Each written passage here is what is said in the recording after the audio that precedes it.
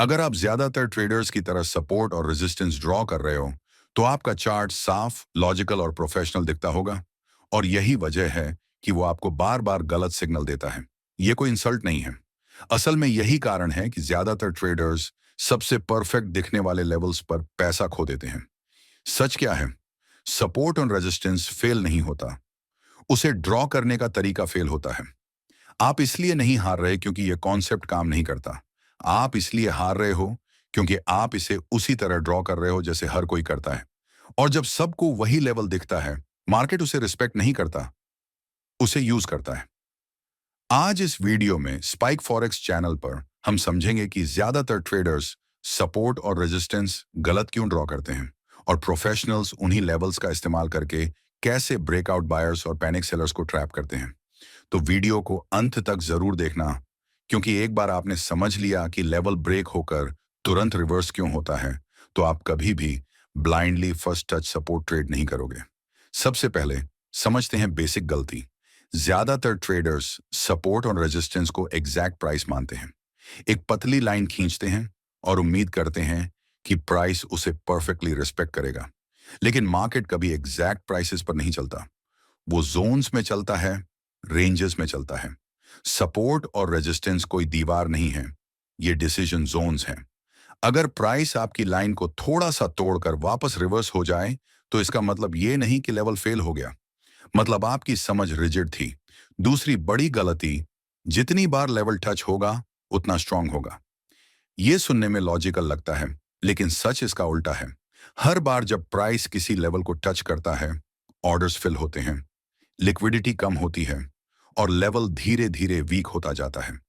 Retail traders confident होते जाते हैं और प्रोफेशनल ट्रेडर्स सस्पिशियस। अब सबसे इंपॉर्टेंट बात, सपोर्ट और रेजिस्टेंस का मतलब ये नहीं है कि प्राइस यहां बाउंस करेगा या नहीं। असल गेम ये है, कौन कहां फंसा हुआ है। खुद से पूछो, अगर ये लेवल टूटेगा तो किसका नुकसान होगा? क्योंकि मार्केट पेशेंस को रिवॉर्ड नहीं करता, सर्टेनिटी को पनिश करता है। तीसरी गलती, फर्स्ट टच पर एंट्री। प्राइस सपोर्ट पर आया, बाय, रेजिस्टेंस पर आया, सेल। ना कॉन्फर्मेशन, ना कंटेक्स्ट, सिर्फ उम्मीद। लेकिन प्रोफेशनल्स टच पर ट्रेड नहीं करते, वो फेलियर का इंतजार करते हैं। और यही सबसे अनकंफर्टेबल ट्रूथ है। कई बार बेस्ट सपोर्ट ट्रेड तब मिलता है जब सपोर्ट ब्रेक हो जाता है। चलो इसे एक सिंपल एग्जांपल से समझते हैं। प्राइस एक क्लियर सपोर्ट जोन के पास आता है, हर किसी को वो लेवल दिख रहा है। रिटेल ट्रेडर्स बाय करने के लिए रेडी हैं। स्टॉप लॉस सपोर्ट के नीचे, प्राइस आता है और सीधा नीचे ब्रेक कर देता है। स्टॉप्स हिट होते हैं, पैनिक सेलिंग शुरू, ब्रेकआउट ट्रेडर्स शॉर्ट करते हैं। इस पॉइंट पर सबको लगता है सपोर्ट फेल हो गया, लेकिन असली गेम अब शुरू होता है। प्राइस नीचे नहीं जाता, पॉज करता है और फिर एग्रेसिवली वापस उसी सपोर्ट के ऊपर चला जाता है। ये मूव रैंडम नहीं था, ये मैनिपुलेशन नहीं था, ये लिक्विडिटी ग्रैब था। वीक ट्रेडर्स बाहर हो गए, स्टॉप्स ट्रिगर हो गए और नए सेलर्स वर्स्ट जगह पर एंटर कर गए। प्रोफेशनल्स ने सपोर्ट पर बाय नहीं किया, उन्होंने ब्रेकडाउन फेल होने का इंतजार किया। जब प्राइस ने लेवल रिक्लेम किया, तभी ट्रेड क्लियर हुआ, तभी रिस्क क्लियर हुआ। याद रखो, सपोर्ट और रेजिस्टेंस कोई सिग्नल नहीं है, ये एक लोकेशन है जहां बिहेवियर इंटेंट रिवील करता है। आपको ज्यादा लाइंस की जरूरत नहीं है, आपको बेहतर सवाल पूछने की जरूरत है। क्या ये लेवल होल्ड करेगा की जगह पूछो, अगर ये लेवल फेल हुआ तो क्या होगा? बस ये एक माइंडसेट शिफ्ट आपका पूरा चार्ट देखने का तरीका बदल देगा।